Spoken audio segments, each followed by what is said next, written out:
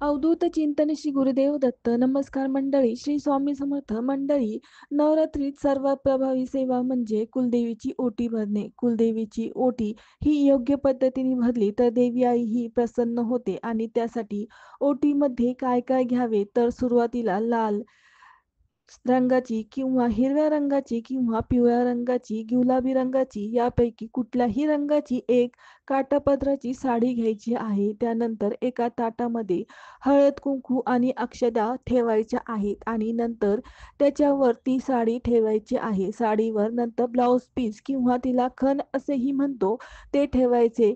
नंतर एक नारळ ठेवायचा आहे. हा पाण्याने भरलेला असावा. नारळ हा घरातील नसावा. हा दुकानातून नवीन नारळ घेऊन यावा. नंतर ओटीमध्ये तुम्ही त्याच्यावर गजरा किंवा वेणी किंवा एखादे गुलाबाचे फूल तुम्हाला शक्य असेल ते तुम्ही घेऊन यावे आणि ते देखील ओटीवरती ठेवावे. नंतर हिरव्या बांगड्या ठेवाव्यात ओटीमध्ये. शृंगाराचे सामान हे देखील ठेवायचे असते. शक्य असेल तर चांदीची जोडवी ठेवावीत. पायाच्या पट्ट्या, मासोळ्या, टिकल्या, सर्व मंगळसूत्र, नेलपेंट, कानातले, सिंपलमध्ये एखादी नथ, लिपस्टिक असे अलंकार तुम्हाला ओटीमध्ये ठेवायचे आहेत. तुमच्या यथाशक्तीनुसार तुम्ही साहित्य ठेवू शकता. नंतर कोणताही एक फळ ठेवायचे असते. ओटीमध्ये हळकुंड, बदाम, खारीक, खोबरे, सुपारी हे सर्व साहित्याला हळद कुंकू लावून आपण ते ओटीमध्ये ठेवायचे आहे. ओटी भरण्यासाठी गहू किंवा तांदूळ घ्यायचे असतात आणि ओटी भरताना नवार्न मंत्र हा बोलायचा असतो. ओम ऐं ह्रीं क्लीं चामुंडाय विचे हा नवार्न मंत्र आहे. तो बोलताना तांदूळ किंवा गव्हाने ओटी भरायची आहे. 5 वेळा ओटी भरायची आहे. तुमच्या इच्छानुसार तुम्ही दक्षिणा देखील ठेवावी. 11, 21, 51 कितीही तुम्ही दक्षिणा ठेवू शकता. नंतर 2 विड्याची पाने घ्यायची आहेत आणि ते एकावर एक 2 विड्याची पान ताटात ठेवायचे आहे. त्याच्यावर 2 लवंगा, 1 वेलची आणि 1 सुपारी ठेवायची आहे.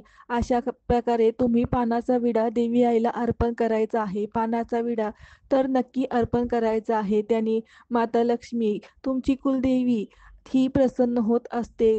त्यानंतर पाण्याच्या विड्याऐवजी तुम्ही तांबूल देखील असते ते देखील अर्पण करू शकता. संपूर्ण ओटी भरून झाल्यावर सर्व साहित्याचे आपण पानावर खोबरे, फळे, दक्षिणा याच्यावर हळदी-कुंकू व्हायचे आहे. संपूर्ण ओटीवर हळदी-कुंकू वाहून घ्यायचे आहे. पूर्ण ताट उचलायचे आहे आणि आपल्या हृदयाजवळ पकडायचे आहे आणि आपल्या छातीजवळ पकडायचे आहे आणि नंतर आपल्या कुलदेवीला ते अर्पण करायचे आहे. नमस्कार करायचा आहे. या ओटीमध्ये चुकून काही कमी राहिले असेल तर क्षमा करावी अशी देवी आईला आपण प्रार्थना करायची आहे. तसेच देवी आईची ओटी भरताना आपल्या घरामध्ये सुख, समृद्धी, ऐश्वर्य आणि भरभराटी, चांगले आरोग्य, अखंड सौभाग्य मिळू दे. आपल्या मुलाबाळांमध्ये प्रगती होऊ दे आणि सदैव आमचे रक्षण करावे. आमच्या जवळ काही संकट येऊ देऊ नको अशी तुमच्या कुलदेवीला प्रार्थना करायची आहे, विनंती करायची आहे. अशी ओटी तुम्ही तुमच्या घरच्या घरी भरू शकता. देवी आईची ओटी तुम्ही तुमच्या कुलदेवीच्या मूळ ठिकाणी जाऊन देखील भरू शकता किंवा तुमच्या गावामध्ये किंवा तुमच्या परिसरामध्ये कुठल्याही देवी आईचे मंदिर असेल तिथे जाऊन देखील तुम्ही ओटी भरू शकता. तुमच्या कुलदेवीचे स्मरण करा आणि ही ओटी त्या मंदिरामध्ये ठेवू शकता. कुलदेवीची ओटी ही पंचमीला, सप्तमीला, अष्टमीला, नवमीला देखील भरू शकता किंवा काही अडचण आली कुठल्याही दिवशी तुम्ही ओटी भरू शकता. ओटी ही मंदिरात ठेवत असाल तर ते तिथंच ठेवून यावी. जर घरी ओटी भरत असाल तर ती ओटी साडी असेल ती तुमच्या मुख्य स्त्रीने वापरली तरी चालते किंवा घरातील सासू, जाव यांनी वापरली तरी चालते. फुले, गजरा, वेणी देखील तुमच्या घरात कोणीही वापरू शकतं. तांदूळ किंवा गहू जे काही तुम्ही धान्य वापरले असेल ते तुम्ही तांदळाच्या डब्यात किंवा गहू दळताना तिथे तुम्ही ते वापरू शकता. शिंगाऱ्याचे साहित्य देखील तुम्ही वापरू शकता. लवंग, सुपारी, वेलची, देवघरात नारळ हा घरात वापरू शकता. कुठलाही त्याच्यापासून गोड पदार्थ तुम्ही बनवू शकता. दक्षिणा जे आहे ते कुठेही तुम्ही कुठल्याही मंदिरात दान करावी. फळ हे प्रसाद म्हणून तुम्ही खाऊ शकता किंवा घरामध्ये जी ओटी भरली आहे ती तुम्ही कुठल्या मंदिरात नेऊन अर्पण करू शकता.